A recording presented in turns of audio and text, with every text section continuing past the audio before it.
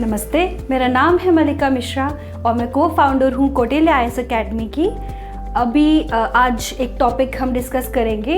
ये टॉपिक अभी कुछ दिन पहले इंडियन एक्सप्रेस न्यूज़पेपर में आया था, जिसका नाम था, जो टॉपिक था वो था व्हाट लेटेस्ट इन्फ्लेशन डेटा से। ये टॉपिक आज मैं आपको समझाऊंगी और इस टॉपिक के थ्रू आप बहुत इंपॉर्टेंट कुछ कॉन्सेप्ट समझेंगे। तो ध्यान से हम इसे समझिए। हम इसे स्टार्ट करते हैं। एक न्यूज़ है कि लेटेस्ट ऑफिशियल रिलीज में Indian consumer price index based inflation rate touch कर गया है 5.7%। ये दिसंबर का डेटा है। ये ऑफिशियल रिलीज कहती है कि दिसंबर में कंज्यूमर प्राइस बेस्ड इन्फ्लेशन 5.7% तक चला गया। अब हम एक एक करके इसके कुछ कॉन्सेप्ट समझते हैं। सबसे पहले कि कंज्यूमर प्राइस बेस्ड इन्फ्लेशन होता क्या है। Consumer priced inflation rate, consumer price index based inflation rate क्या होता है? ये बेटा एक रेट ऑफ इन्फ्लेशन है जो कंज्यूमर फेस करता है। हम एज अ कंज्यूमर, हम उपभोक्ता, हम लोग जो चीज़ें कंज्यूम करते हैं, खाते हैं, food, beverages, tobacco, intoxicants, substances, ये सब इस लिस्ट में इन्वॉल्व होते हैं। इनमें बढ़ने वाले प्राइजेस और घटने वाले प्राइजेस हमारे लिए एक इन्फ्लेशन या डिफ्लेशन की सिचुएशन क्रिएट करते हैं, जिसे हम कहते हैं कंज्यूमर प्राइस बेस्ड इन्फ्लेशन और deflation. According to the ministry of statistics and programme implementation, ये मिनिस्ट्री है बेटा जो आपके लिए CPI यानी कि कंज्यूमर प्राइस इंडेक्स डेटा बनाती है। इस मिनिस्ट्री के according it is a data in which consumer price index measure changes over time in general level of prices of a basket of selected goods and services that household acquire for the purpose of consumption। हम household अपने consumption के लिए जो goods and services का इस्तेमाल करते हैं, उसमें बढ़ने वाले प्राइजेस और उसके घटने वाले प्राइजेस को हम इन्फ्लेशन और डिफ्लेशन बोलते हैं। इसको हम एक इंडेक्स में, एक लिस्ट में लिखते हैं, जिसे हम बोलते हैं कंज्यूमर प्राइस इंडेक्स।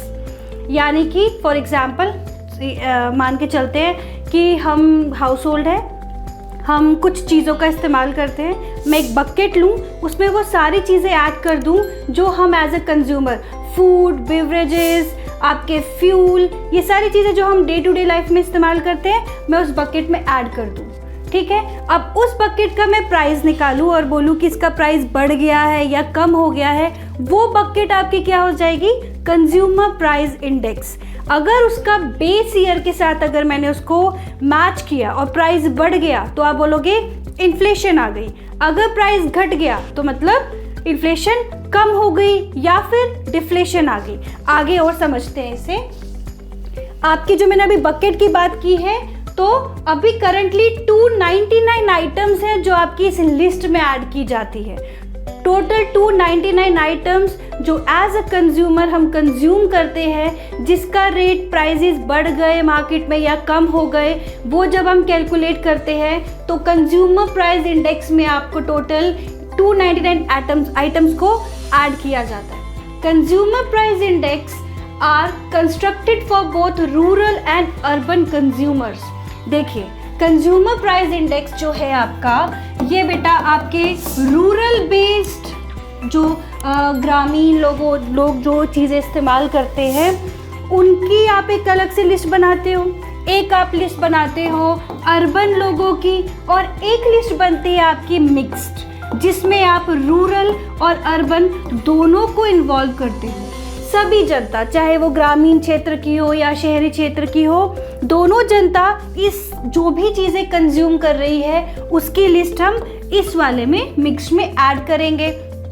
और जब मैं कंज्यूमर प्राइस इंडेक्स इन्फ्लेशन या डिफ्लेशन का डेटा फाइंड आउट करूंगी, तो मैं ये मिक्स्ड वाला जो आपका लिस्ट है, इसको कैलकुलेट करूंगी। अब ये कैलकुलेट होता कैसे?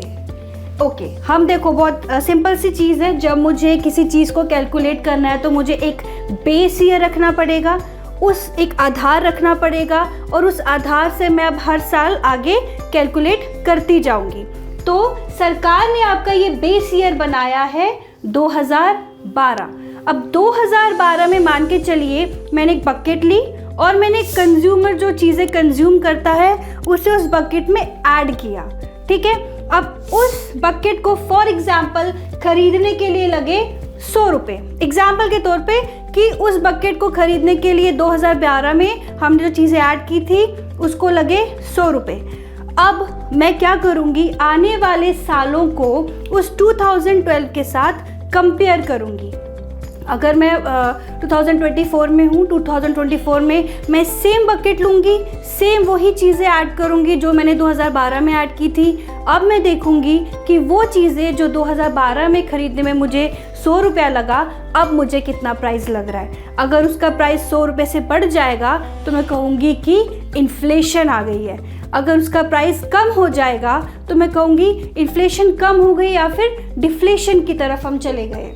तो इसी तरीके से आपकी ये बकेट, ये कंज्यूमर प्राइस इंडेक्स कैलकुलेट किया जाता है। और आपके बेटा ये ministry of statistics and programme implementation इसे बनाता है थ्रू, और ये डेटा आपका जो होता है बेटा वो नेशनल स्टैटिस्टिकल ऑफिस ये डेटा कलेक्ट करता है।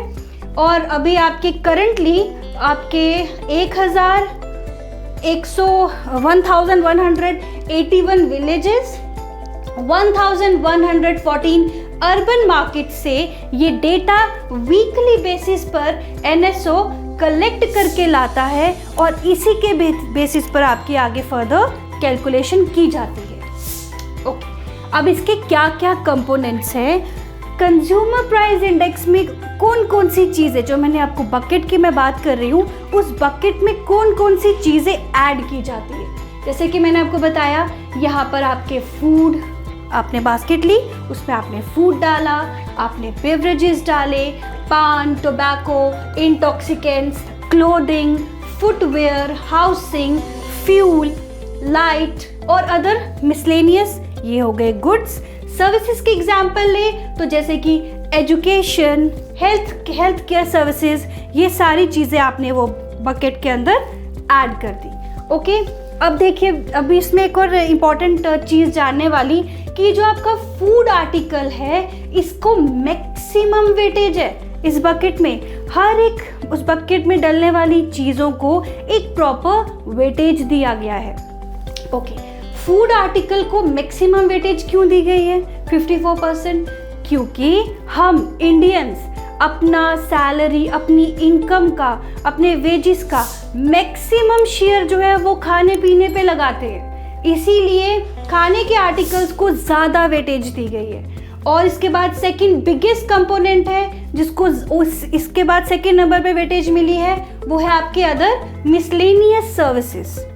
ठीक है, तो विद इन फूड कैटेगरी की भी बात करें तो सीरियल आपके कंज्यूमर प्राइस इंडेक्स में 12.4% की वेटेज रखता है। तो अगर कभी सीरियल या खाने पीने की चीज़ों में प्राइस में अगर ज़रा भी ऊपर नीचे हो जाए तो कंज्यूमर प्राइस इंडेक्स पे बहुत ज़्यादा असर दिखता है।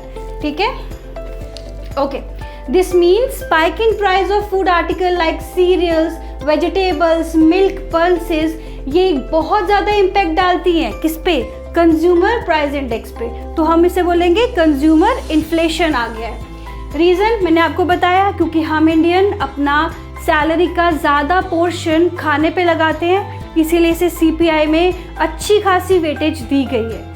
और आपकी मॉनेटरी पॉलिसी अब इस डेटा का इस्तेमाल कैसे करती है।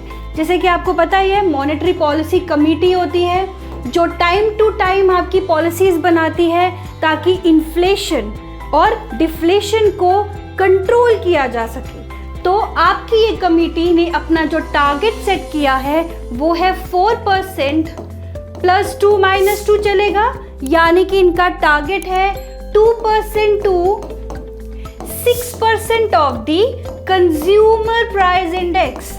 यानी कि 2012 में अगर मैंने कंज्यूमर प्राइस इंडेक्स यानी कि एक बकेट ली और हम कंज्यूमर जो भी चीज़ें कंज्यूम करते हैं वो उस बकेट में ऐड किया, और 2024 में अगर मैं उसको कंपेयर करूं तो हम चाहेंगे, यानी कि मॉनेटरी पॉलिसी कमेटी चाहेगी कि उसका प्राइस 100 से 2% से लेकर 6% तक बढ़ जाए। ठीक है, यानी कि 4% +2 -2 चलेगा। तो यहाँ से ये कंज्यूमर प्राइस इंडेक्स हमें हेल्प करेगा हमारे इन्फ्लेशन और डिफ्लेशन को कंट्रोल करने के लिए।